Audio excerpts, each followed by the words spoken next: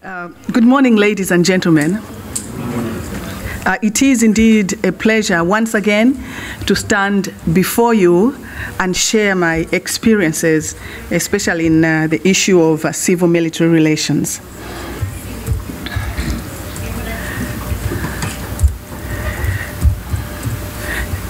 In the African setup, the civil-military relations are still crawling, if I may put it that way. In Africa specifically, we've had a lot of military leaders trying to take over government or have taken over government because the civil-military relations were not, and in some cases, are not still healthy. What is civil-military relations? Civil-military relations are described as the relationship between the civil society, which includes all civil societies as well as government, and the military. And civil-military relations can also be defined in terms of an equilibrium between the civilian and the military organization and institutions and their cohesiveness. Ideally, in an open society, the military enjoy professional autonomy while submitting to political or civilian or whatever oversight is there, which is not military.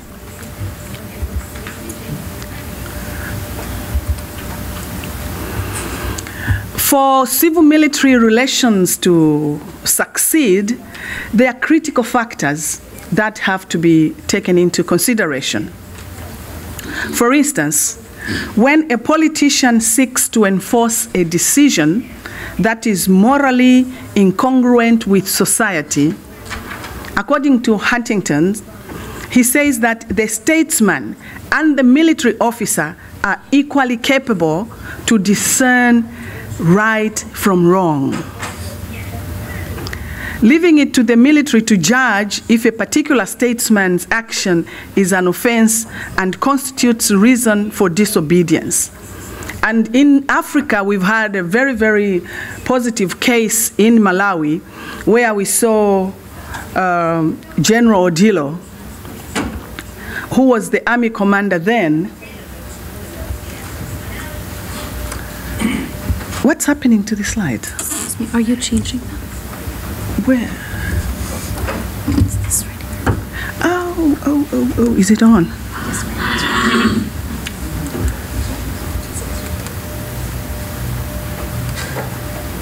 I'm so sorry.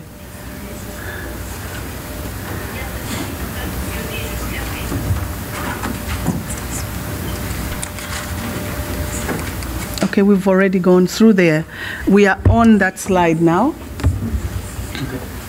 In Malawi, that was 2013 or 2012, when the President Bingu wa Mutharika died, Malawi came to a crossroad because wa Mutharika's party wanted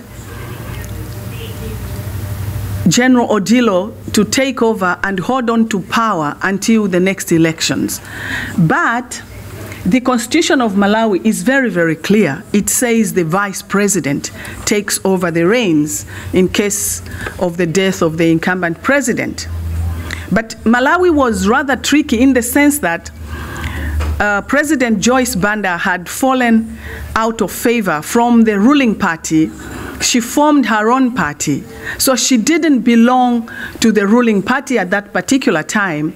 However, because she was an elected vice president, the Constitution states that the vice president takes over the reins as president. It was quite critical. That's why the ruling party asked General Odilo to take over the reins of power until the following elections. But General Odilo was very, very professional. He refused entirely to take over power. And he insisted that they adhere to what the Constitution says. That's how come President Joyce Banda ruled Malawi for 2 years plus. until the elections came to pass. And when the elections came, the brother of the late president won the elections. Automatically, that means that General Odilo wasn't a friend of the new leadership. Right now, I've been reading a lot about him. I hear he's pending cases of Cashgate or something of some sort. So he's in court. I don't know if the court case is over. I'm sure our Malawian brethren will be able to update us during the discussion. And this is what the military should do. Never, ever seize power from civilian leadership at whatever cost. Never. Because there is no military education or training which trains us in governance. We are never trained in governance at all. Therefore, we leave governance to the people that have been trained to govern. And it's the civilian leadership that does that. There are so many factors that impede civil-military relations. And I'm sure all of us will be able to relate with the type of relations that we have back home, wherever we come from. One of them is the politicizing the military and militarizing politics. We have seen Air Force commanders, Army commanders, and other naval commanders and whoever literally kneeling down to politicians, which shouldn't be the case. Subjective control or a politicized and a partisan military compromises professionalism. The moment you move from the rails of militarization into something else, like politics, then you've lost your professionalism. The other factor is the resistance to civil oversight. We all have to agree that congressional, civilian, or political leadership we have to submit to. But the moment we fail to submit to political leadership, then the civil-military relations are not working very well in our setup. The other one is the corrupt civil leadership that intrusively monitor the military for incentives or self-aggrandization. We've seen in so many cases where the Minister of Defense or whichever minister would want to sell unserviceable military hardware or uniforms and insists that the military commander buys them. We have seen such happen in many of our countries. And also lack of transparency. That impedes civil-military relations. The other factors include lack of realistic and attainable goals set by civilian bosses and lack of matching means to meet the end state. The other one is the lack of professionalization to maintain a military that is separated from civil government. In some countries, you find the military leaders singing the songs of the political leaders when they're supposed to be neutral and just adhere to their professionalism.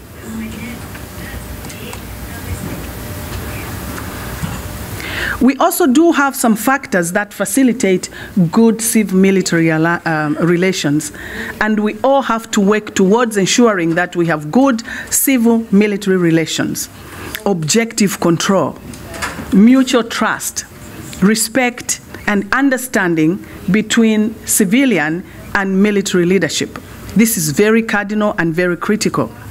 There should also be exchange of candid views and perspectives between the military and the civilian leadership as part of the decision-making process.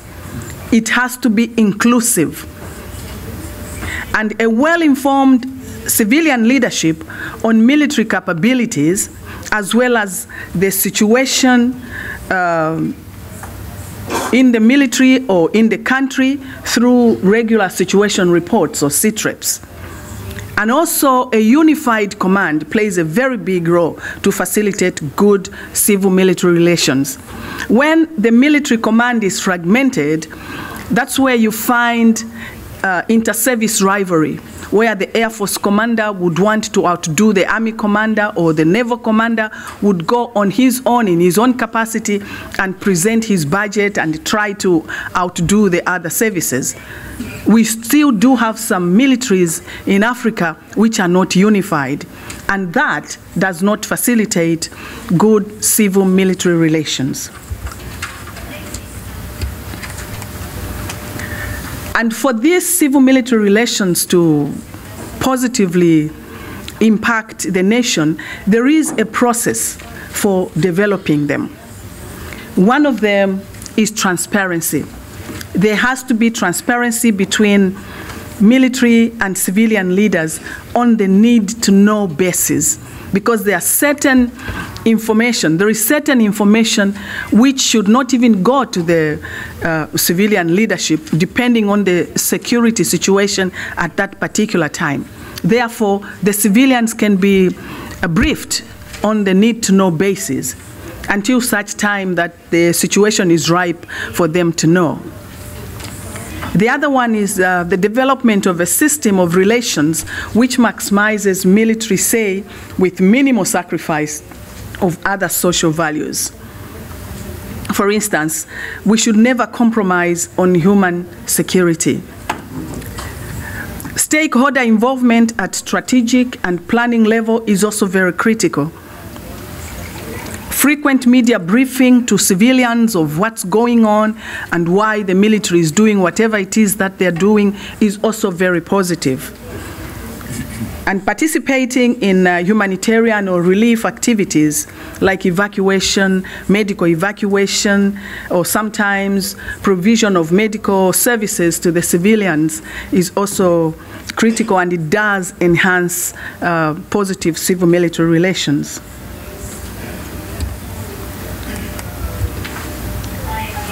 Africa is not doomed as such. We still do have some countries which have very good and strong civil-military relations. One of them is the Republic of South Africa. We have seen how in South Africa the military is professional and it remains there. And they've left it to the civilians and the politicians to argue and fight in their domain.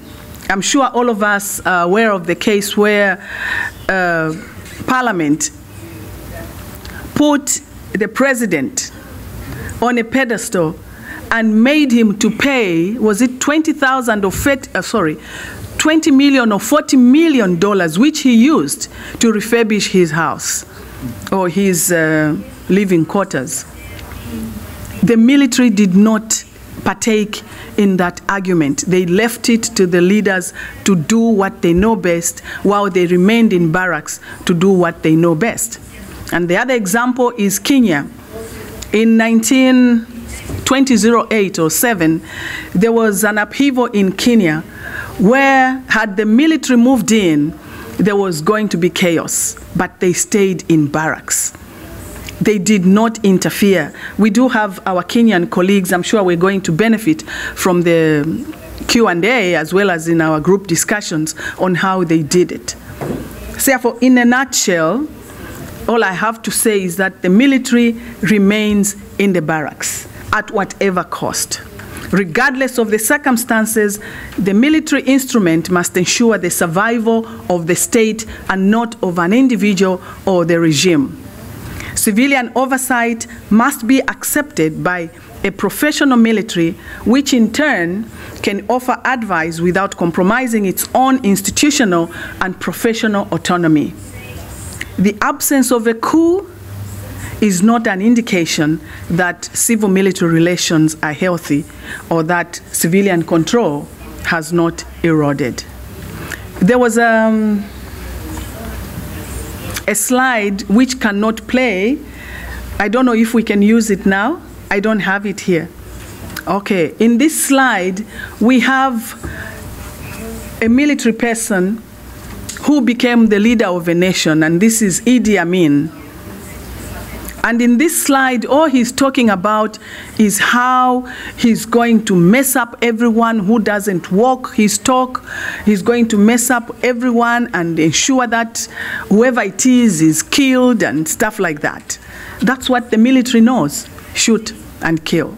So when they become presidents, definitely that is going to be perpetuated even when they are presidents of any particular nation. Thank you so much.